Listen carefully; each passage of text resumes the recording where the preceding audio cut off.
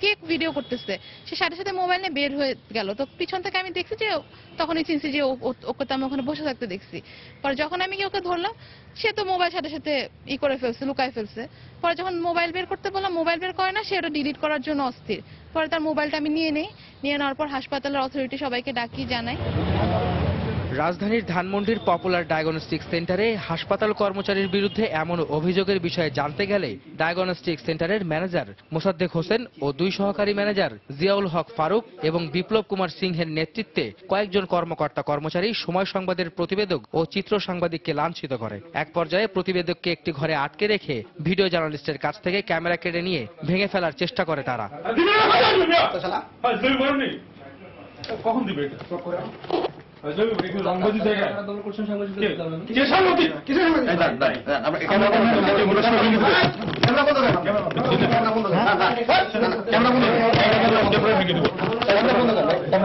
পরে ধানমন্ডি থানা পুলিশের মধ্যস্থতায় ক্যামেরা ফিরিয়ে দেওয়া হয়।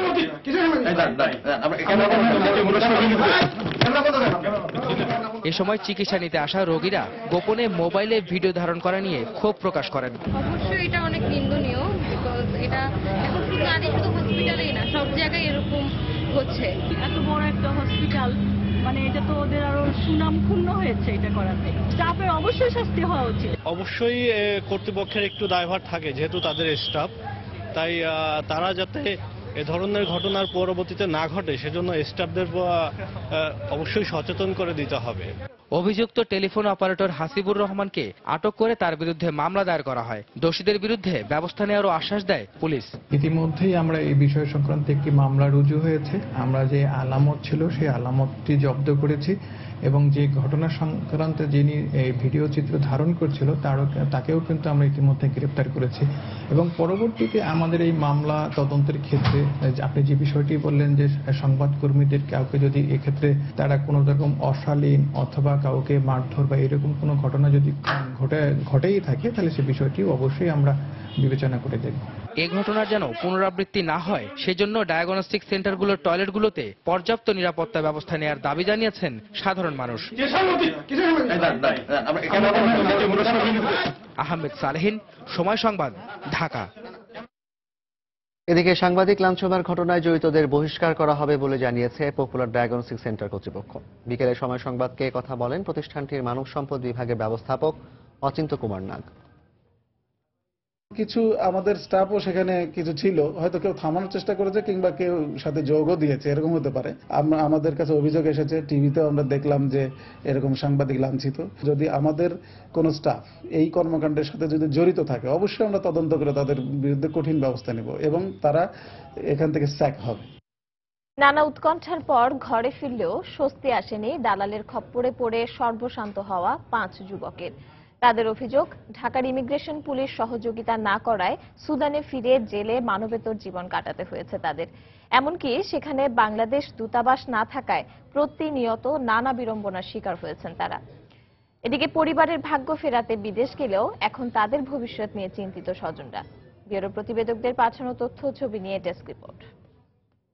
আমাদের বলে এখানে আউটপোস্ট না, আমাদের আবার রিটার্ন দেওয়া হলো। সুদানে গেলাম, নামার সাথে সাথেই জেলে নিয়ে গেল। 10 দিন আমাদের কোনো খাবার দেয়নি। আমাদের ব্যাগের মধ্যে চকলেট ছিল স্যার, সেই চকলেট খেয়ে আমরা জীবনযাপন করছি। দেশের ইমিগ্রেশন পুলিশের অসহযোগিতার কারণে বিদেশে কিভাবে বিপাকে পড়তে হয় সেই অভিজ্ঞতায় জানাচ্ছিলেন রংপুরের মিঠাপুকুর উপজেলার নারায়ণপুর গ্রামের ফরিদ মিয়া।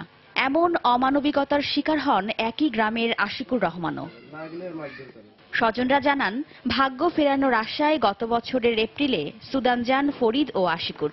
একটি পলিথিন কারখানায় কাজ নিলেও তাদের পাসপোর্ট আটকে রাখে দালালরা। কিন্তু ভাগ্যের নির্মম পরিহাসে আবার তাদের পাড়ি জমাতে হয় সুদানে। এই 2200 টাকা বেতন, আমার বেতন পেলাম, টাকার ব্যাংকে ছাড়তে গেলে ব্যাংকে নেয় না। তারপর পরিশেষে আমাদেরকে ওখান থেকে ট্রান্সফার করে মরুভূমির মধ্যে আর ফ্যাক্টরির মধ্যে নিয়ে যাওয়া হলো। আশেপাশে কোনো হাসপাতাল নাই, কোনো দোকান নাই। তো আমি জানি না যে দালাল এত নিষ্ঠুর নির্যাতন করবে আমার ছেলেকে, এটা আমি বুঝতে পারিনি। এই দালালের ঘরে খপ্পরে যেন না পড়ে, এর বিচার চাই আমরা। একই অভিজ্ঞতার কথা জানালেন ব্রাহ্মণবাড়িয়ার কসবা উপজেলার খিরনাল এলাকার মাসুম মিয়াও। এই বাংলাদেশ এয়ারপোর্টে পুলিশ অফিসারে কাগজপত্র দেখে তোমরা ওই দেশের এই দেশের কোনো নাগরিক না, তোমরা আবার ওই দেশে চলে যাও। ওইখানে গিয়ে স্যার আমি কোনো কোন সংসার করতে পারছি না, আর অবর্তা দেশে ঘর দুয়ার বেচে আরো শেষ করেছি স্যার। তখন আমার ছেলেটা সুদ আনতে আমি 1 লক্ষ টাকা সুদ করে আনছি, 6 টাকা সুদে স্যার। আমি মালিকের টাকা কাম করে আপাতত বাঁচি, আমাদের সরকার সাহায্য করে, আমার ধানটা বাঁচলো, নাইলে আমার জীবনটা অবর্তায় গেল। এছাড়া তাদের সঙ্গে থাকা নওগাঁর সবুজ ও ময়মনসিংহের আনোয়ার হোসেনও শিকার হয়েছে নানা ভোগান্তি আর হয়রানির। তবে দীর্ঘ উৎকণ্ঠার পর ঘরে ফিরতে পারায় স্বস্তি ফিরেছে স্বজনদের মাঝে। ওয়াহিদা স্বপ্না, সময় সংবাদ। সন্ধ্যার সময় আরো থাকছে।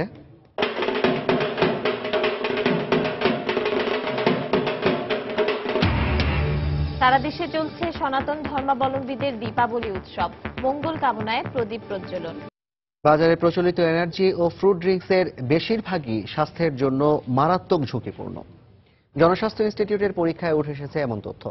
বিশেষজ্ঞরা বলছেন, এ ধরনের পানীয় দীর্ঘমেয়াদে কিডনি জটিলতা, ডায়াবেটিক ও ক্যান্সারের মতো রোগের জন্ম দিতে পারে। তাই এসব পানীয় পান থেকে বিরত থাকতে বলছেন তারা। বিষয়টি খতিয়ে দেখা হচ্ছে বলে জানিয়েছে বাংলাদেশ নিরাপদ খাদ্য কর্তৃপক্ষ। রাশেদ দিমনের রিপোর্ট। শহর কিংবা গ্রাম, দেশজুড়ে কোমল পানীয়র বাজার দখল করে আছে এনার্জি ও ফ্রুট ড্রিঙ্কস। আকর্ষণীয় নাম, চোখ ধাঁধানো বিজ্ঞাপনে ভোক্তাদের মন জয় করে নিতে সফলও হয়েছেন তারা। নামি নানা ব্র্যান্ডের পাশাপাশি বাজার ছয়লাভ এসব ব্র্যান্ডের পানীয়। সবসময় খাই এনার্জি ড্রিঙ্কস, শরীরে একটা এনার্জি আসে, একটু ড্রিঙ্কস এর মতন লাগে, ভালো লাগে আর কি। খাইলে যেমন এটার একটু উপকার হয়, মনে হয় ভালো। যখন শরীর অসুস্থ লাগে তখন এটা খাইলে খুব ভালো লাগে। খুবই ভালো চলে। যে সময় মানুষের শরীরটা দুর্বল হয়ে পড়ে ওই সময় অনেকটাই নিয়ে খায়। তবে জনস্বাস্থ্য ইনস্টিটিউটের পরীক্ষায় উঠে এসেছে মারাত্মক তথ্য। বাজারে প্রচলিত energy, fruit drinks, carbohydrate drinks সহ মোট 50টি নমুনা পরীক্ষা করে এর অধিকাংশ পানীয়তে মিলেছে মাত্রা অতিরিক্ত ক্যাফেইন, স্যাকারিন ও সোডিয়াম বেনজোয়েট। কোনোটাতে আবার রয়েছে যৌন উত্তেজক উপাদান ও অ্যালকোহলের উপস্থিতিও। 18টি স্যাম্পলের মধ্যে সেক্স উত্তেজক ওষুধ, ভাইগ্রার উপাদান, সিলডেনাফিল, অতিরিক্ত মাত্রায় ক্যাফিন এবং 60টির মধ্যে তারা অ্যালকোহলিক দ্রব্য তারা পেয়েছে। সাময়িকভাবে কিছুটা তৃপ্তি দিলেও বাজারে প্রচলিত এসব এনার্জি ড্রিঙ্কস স্বাস্থ্যের জন্য কতখানি ঝুঁকিপূর্ণ তা উঠে এসেছে জনস্বাস্থ্য ইনস্টিটিউটের পরীক্ষায়। আর তাই এসব পানীয় পানের ক্ষেত্রে সতর্ক থাকতে বলছেন বিশেষজ্ঞরা। পারতপক্ষে এই পানীয়গুলো পরিহার করা, ডায়াবেটিস, উচ্চ রক্তচাপ, আমাদের হার্ট বা ব্রেনের যে সমস্যা, তাদের জন্য এই ধরনের পানীয়গুলো ডাইরেক্টলি অথবা ইনডাইরেক্টলি খুবই এটা ঝুঁকিপূর্ণ। বাংলাদেশ নিরাপদ খাদ্য কর্তৃপক্ষ বলছে, জনবল সংকটের কারণে নিয়মিত মনিটরিং করা সম্ভব না হলেও এসব অভিযোগ আমলে নিয়ে কাজ করছেন তারা। আমরা নমুনা সংগ্রহ করে দেখব, বিধান অনুযায়ী যদি ক্ষতিকর কোনো কিছু থাকে সেই অনুযায়ী আমরা ব্যবস্থা গ্রহণ করব। এছাড়া এসব পণ্য তৈরি ও বাজারজাত নিয়ন্ত্রণের বিষয়ে প্রয়োজনীয় পদক্ষেপ নেওয়া হচ্ছে বলেও জানান তিনি। রাশেদ লিমন, সময় সংবাদ, ঢাকা। গুলশানের হলি আর্টিজান রেস্টুরেন্টে হামলায় ব্যবহৃত অস্ত্র ভারতের পশ্চিমবঙ্গের মালদহে তৈরি হয়েছিল বলে দাবি করেছে দেশটির কেন্দ্রীয় তদন্ত সংস্থা এনআইএ। টাইমস অফ ইন্ডিয়ার খবরে বলা হয়, গেল সেপ্টেম্বরে কলকাতায় আটক 6 সন্ত্রাসীকে জিজ্ঞাসাবাদের পর এমন তথ্য উঠে এসেছে। অস্ত্রগুলো তৈরিতে পাকিস্তানি বিশেষজ্ঞদের সহযোগিতা নেওয়া হয়েছিল বলেও দাবি করা হয়। অস্ত্রগুলো চাঁপাইনবাবগঞ্জের সীমান্ত দিয়ে বাংলাদেশে নিয়ে আসা হয়। চলতি বছরের জুলাই মাসে গুলশানের হলি আর্টিজান রেস্টুরেন্টে হামলা চালায় সন্ত্রাসীরা। এ হামলায় 20 জন বিদেশি নিহত হন। পরে অভিযানে 6 জঙ্গিও নিহত হয়। ওই হামলায় AK-22 রাইফেল সহ আধুনিক অস্ত্র ব্যবহার করা হয়। শিগগিরই গুলিস্তান এলাকার সব অবৈধ স্থাপনা উচ্ছেদ করা হবে বলে জানিয়েছেন ঢাকা দক্ষিণ সিটি কর্পোরেশনের মেয়র সাইদ খোকন। দুপুরে নগর ভবনে কাউন্সিলরদের সঙ্গে মতবিনিময় সভায় তিনি কথা বলেন। গুলিস্তান এলাকার হকারদের সাময়িকভাবে মহানগর নাট্যমঞ্চের আশপাশে পুনর্বাসন করা হবে বলেও জানান তিনি। এদিকে ঢাকা উত্তর সিটি কর্পোরেশনের মেয়র আনিসুল হক বলেছেন, যারা সিটি কর্পোরেশনের জায়গা দখল করেছেন জানুয়ারি মাস থেকে তাদের বিরুদ্ধে ভ্রাম্যমাণ আদালতের অভিযান শুরু হবে। এ সময় রাস্তায় বিলবোর্ড না লাগাতে প্রভাবশালীদের প্রতি আহ্বান জানান তিনি। কিছু হকার নামধারী লোক নগর ভবনের কর্মকর্তা কর্মচারীদের উপর চড়াও হয়েছে। এটা অত্যন্ত অনাকাঙ্ক্ষিত, এটা একটা দুঃসাহসিক কাজ, এটা কোনোভাবেই মেনে নেওয়া যায় না। আমরা 1 ইঞ্চি রাস্তা কাউকে অবৈধভাবে দখলে রাখতে দেব না। কোন বেনিফিশিয়ারি গ্রুপ আমাদের কর্মকাণ্ডে যদি বাধার সৃষ্টি করা হয়, সমস্ত বাধা অপসারণ করে এই শহরের মানুষের চলাচলের পথ আমরা উন্মুক্ত করব। যেখানে সেখানে একটা করে দখল নিয়ে কিছু ডকুমেন্ট দিয়ে নিচের কোর্ট এই কোর্ট ওই কোর্ট থেকে ইনজাংশন হয়ে যাবে, সেটা কিন্তু হবে না। সিটি কর্পোরেশন সেই ফাইট করবে এবং আমি মনে করি যে আমরা ফরমালিও কোর্টকে আমরা প্রেজেন্টেশন দেব যে তাড়াতাড়ি যেন আমাদের এইসব দখলগুলোকে মুক্ত করার জন্য আমাদেরকে সাহায্য করা হয়। সন্ধ্যার সময় আরো থাকছে। হিলারি ক্লিনটনের আরো কিছু নতুন ইমেইলের হদিস। আবারও তদন্ত করবে মার্কিন গোয়েন্দা সংস্থা, স্বাগত জানালেন ডোনাল্ড ট্রাম্প। আওয়ামী লীগের কার্যনির্বাহী কমিটির আরো কয়েকজনের নাম ঘোষণা করা হয়েছে। সেই সঙ্গে 38 সদস্যের উপদেষ্টা পরিষদ, 11 সদস্যের সংসদীয় বোর্ড ও 19 সদস্যের স্থানীয় সরকার নির্বাচনের মনোনয়ন বোর্ডও ঘোষণা করা হয়। উপদেষ্টা মণ্ডলীতে আছেন ডাক্তার এস.এ. মালেক, আবুল মাল আব্দুল মুহিত, আমির হোসেন আমু, তোফায়েল আহমেদ ও সুরঞ্জিত সেনগুপ্ত। কার্যনির্বাহী সদস্য 28 জনের মধ্যে আছেন আবুল হাসনাত আব্দুল্লাহ, মমতাজ উদ্দিন, মোফাজ্জল হোসেন চৌধুরী মায়া ও অ্যাডভোকেট কামরুল ইসলাম। শুক্রবার রাতে আওয়ামী লীগের সভাপতি মণ্ডলীর সভায় দলের কমিটি চূড়ান্ত করা হয়। আজ দলের দপ্তর সম্পাদক আব্দুস সোবহান গোলাপ স্বাক্ষরিত সংবাদ বিজ্ঞপ্তিতে কমিটির নাম প্রকাশ করা হয়। তবে পূর্ণাঙ্গ কমিটিতে 3টি সভাপতি মণ্ডলীর সদস্য ও 4টি সম্পাদক মণ্ডলীর পদ ফাঁকা রয়েছে।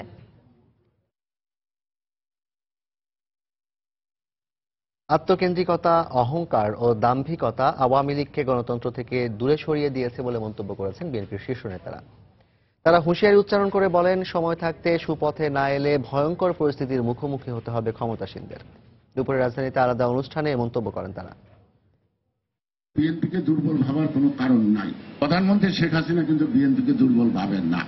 সেই কারণে খুন গুম আর কোথায় কোথায় কোথায় কাশিমপুর পাঠায় মানে আমরা তো তা কাশিমপুরে যাওয়ার জায়গা পাবো। ওনাদের ভবিষ্যতে আজিমপুরে যাইতে পারবেন কিনা সেটা যেন ঘুমায় ঘুমায় চিন্তা করেন। আওয়ামী লীগের যে চারিত্রিক বৈশিষ্ট্য, এই বৈশিষ্ট্যটার মধ্যে অন্তর্নিহিত রয়েছে সন্ত্রাস ও গণতন্ত্রে বিশ্বাস না করা, আত্মকেন্দ্রিকতা, অহংকার, দাম্ভিকতা এই দলটিকে গণতন্ত্রের অনেক দূরে ঠেলে দিয়েছে। এই সময়টা খুব কঠিন সময় যাচ্ছে। এই সময় কেউ বিভ্রান্ত হবেন না। স্পার্টির ঐক্য নিয়ে আমাদেরকে এই শক্তিকে পরাজিত করতে হবে। রাজধানীর বাড্ডায় 11 তরুণীকে ধর্ষণের অভিযোগে 4 জনের নাম উল্লেখ করে মামলা করেছে অভিযুক্তের পরিবার। এর মধ্যে একজনকে গ্রেফতার করে একদিনের রিমান্ডে নিয়েছে পুলিশ। বর্তমানে ওই তরুণী ঢাকা মেডিকেল কলেজ হাসপাতালের ওয়ান স্টপ ক্রাইসিস সেন্টারে ভর্তি আছেন। শুক্রবার রাতে রাজধানীর বাড্ডা থানায় 18 বছরের এক 11 তরুণীকে ধর্ষণের অভিযোগ দায়ের করা হয়। বিষয়টি নিশ্চিত করে গারো সম্প্রদায়ের একজন জানান, 25 অক্টোবর সন্ধ্যায় ওই তরুণী বাড্ডা এলাকায় তার বন্ধুর বাসা থেকে ফেরার পথে কয়েকজন বখাটে তাকে তুলে নিয়ে যৌন নির্যাতন চালায়। তবে ভয়ে সেদিন ঘটনা প্রকাশ করেননি তিনি। বাসা থেকে বের হয়ে আমি যখন মানে দরজার চিৎকারি মারার জন্য করছিলাম, দরজার চিৎকারি মারছি, মেয়ে আগে আগে বার হয়েছিল। মেয়েকে অন্য জায়গায় নিয়ে গিয়ে, অন্য বাসায় নিয়ে গিয়ে এটা বলে ম্যাচ ওই জায়গায় নিয়ে গিয়ে করছে আর কি, না র্যাপ ট্যাপ করছে, দর্শন করছে। নাম চিনি 2 জনের, নাম হচ্ছে রুবেল, আর যারা সহযোগিতা করছে একজনের চিনি নাম সালাউদ্দিন। ঢাকা মেডিকেলে চিকিৎসাধীন দিনাজপুরের পার্বতীপুরে ধর্ষণের শিকার 5 বছর বয়সী পূজার শারীরিক ও মানসিক অবস্থা কিছুটা উন্নতির দিকে বলে জানিয়েছেন তার চিকিৎসক। স্বজনরা জানান, খাওয়া দাওয়া ও কথা বলা সহ স্বাভাবিক আচরণ করছে পূজা। এছাড়াও অপরিচিত মানুষ দেখলে এখন আগের তুলনায় কম ভয় পাচ্ছে।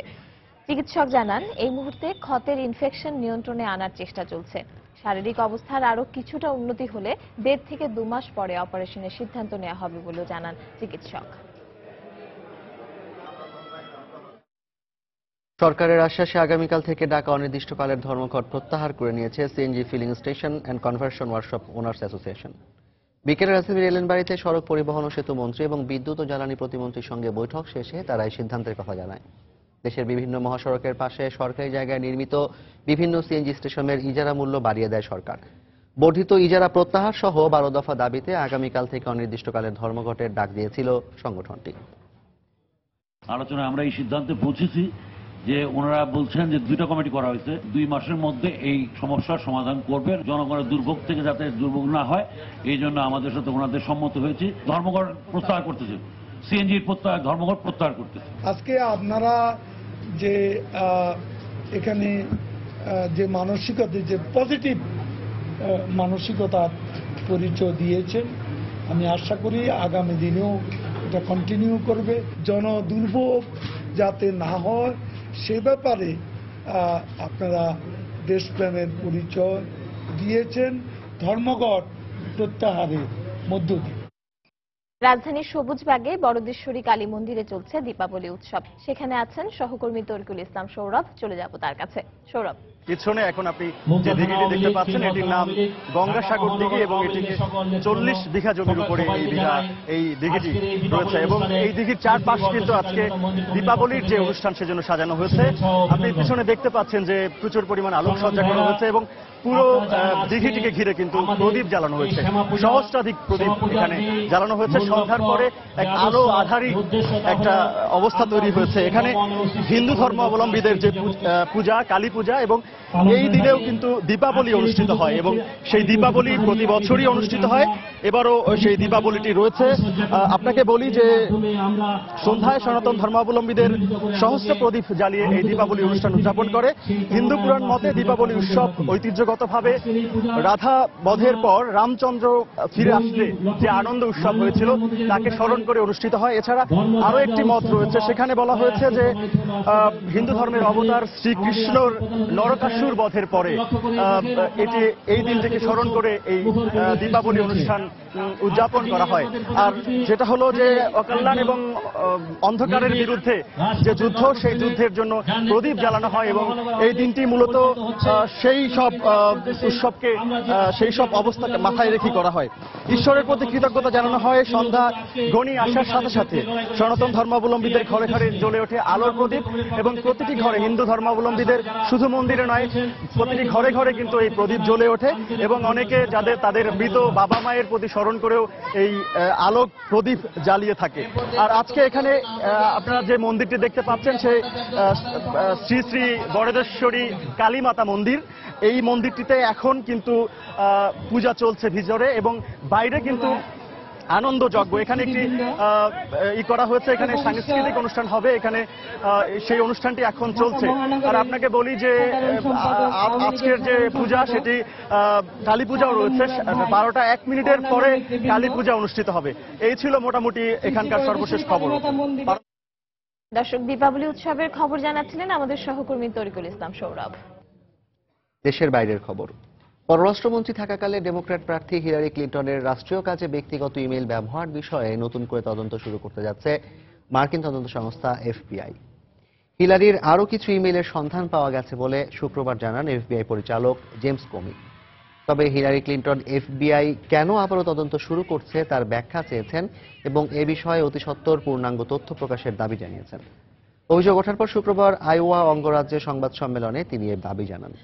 তবে তার প্রতিদ্বন্দ্বী ডোনাল্ড ট্রাম্প এফবিআই এর এই তদন্তকে স্বাগত জানিয়ে আবারও এই বিষয়কে ওয়াটারগেট কেলেঙ্কারির চেয়ে ভয়ঙ্কর বলে উল্লেখ করেন। এদিকে রয়টার্স ও ইপসোসের সর্বশেষ জনমত জরিপে হিলারি ট্রাম্পের চেয়ে 6% সমর্থন বেশি পেয়ে এগিয়ে আছেন।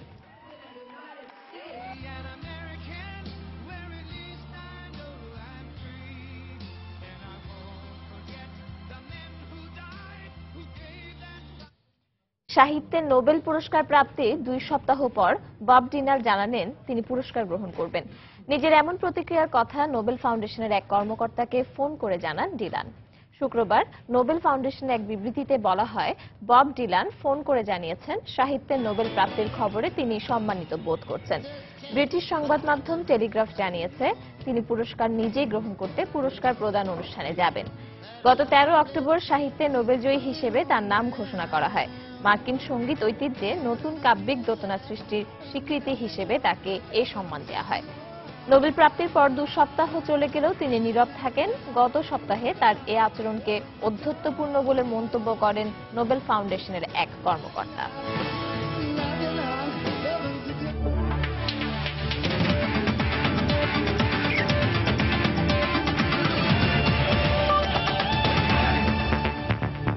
বাংলাদেশ ইংল্যান্ড টেস্ট সিরিজ প্রসঙ্গ। ইমরুল কায়েসের 50তে ঢাকা টেস্টে দ্বিতীয় দিন শেষে 128 রানে এগিয়ে আছে বাংলাদেশ। প্রথম ইনিংসে টাইগারদের 220 রানের জবাবে মিরাজের স্পিন ঘূর্ণিতে 244 রানে অল আউট হয় ইংলিশরা। দ্বিতীয় ইনিংসে 3 উইকেট হারিয়ে স্বাগতিকদের সংগ্রহ 152 রান। ইংল্যান্ডের বিপক্ষে 9 টেস্ট খেললেও কখনোই লিড পায়নি বাংলাদেশ, কিন্তু দ্বিতীয় দিনের প্রথম সেশনে ইংলিশদের 5 উইকেট তুলে নিয়ে স্বাগতিক স্পিনাররা সে সম্ভাবনা জাগালেও তা ফিকে হতে থাকে ওকস ও আদিল রশিদের ব্যাটে। 8 উইকেটে 144 থেকে ইংল্যান্ডের স্কোর 240 হবার দায়টা বাংলাদেশের গাছাড়া বোলিং ফিল্ডিং এরও কম না। নবম উইকেটে বাংলাদেশের বিপক্ষে রেকর্ড 99 রান যোগ করে ওকস ফেরার সময় দলকে রেখে গেলেন ড্রাইভিং সিটে।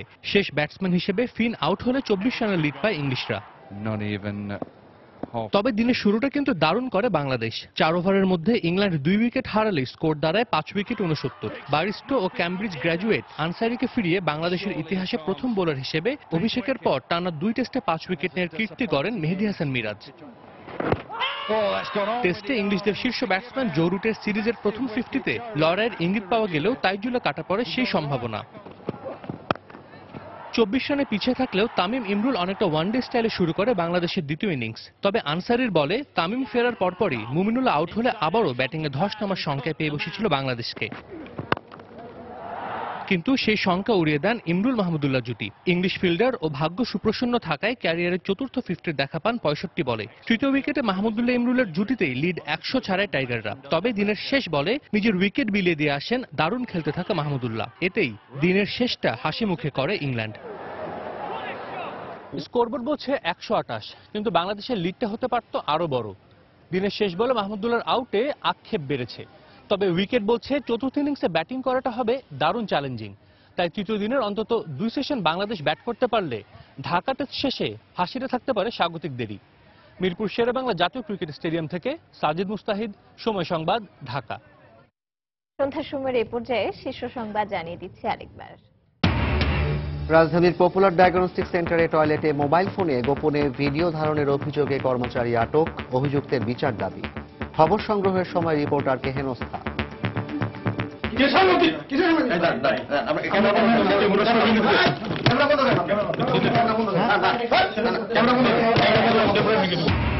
সুদান থেকে দেশে ফিরে 5 যুবক জানালেন হয়রানি আর নির্যাতনের কথা।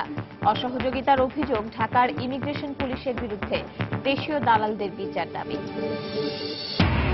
গুলশানের হলি আর্টিজান রেস্টুরেন্টে হামলায় ব্যবহৃত অস্ত্র তৈরি নেওয়া হয়েছিল পাকিস্তানি বিশেষজ্ঞ সহায়তা, বানানো হয়েছে ভারতের মালদহে, গণমাধ্যমের তথ্য। বাজারে প্রচলিত এনার্জি ও ফ্রুট ড্রিঙ্কসের বেশিরভাগই স্বাস্থ্যের জন্য ঝুঁকিপূর্ণ। জনস্বাস্থ্য ইনস্টিটিউটের তথ্য, হতে পারে ক্যান্সারের মতো রোগ, সতর্ক থাকার পরামর্শ। Oh, that's well bowled. Brilliantly caught as well, diving in front of slip. 5-wicket haul for Mahidi Hassan. Dhaka টেস্টে মিরাজের বোলিং রেকর্ডের দিনে প্রথম ইনিংসে 244 রানে গুটিয়ে গেছে ইংল্যান্ড। দ্বিতীয় দিন শেষে 128 রানে এগিয়ে বাংলাদেশ।